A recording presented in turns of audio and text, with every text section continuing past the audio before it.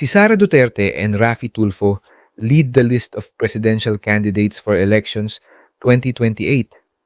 You know why I'm not worried? Because sirang-sira na si Sara, and yet she's still in the lead. They've done their worst and she's still the most preferred. 'Di ba? Si Raffy Tulfo, wala pang nabubunyag sa kanya na secret candidate nila. Wala pang issues na nakakalkal kasi busy pa tao sa Quadcom. Si Raffy Tulfo, na mas tahimik pa, kay Mark Villar, na binoto ng masa para maging watchdog sa Senado, super demure pala.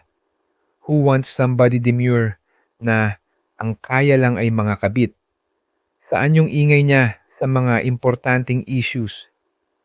Pound for pound, after everything that's happened to her, Sara is the real winner in surveys.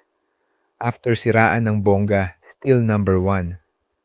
Meanwhile, yung naglustay ng tax natin sa ayuda para mahalin siya, still in the last one. Sige, bilhin nyo na yung survey firm nato kasi di pa nabibili to.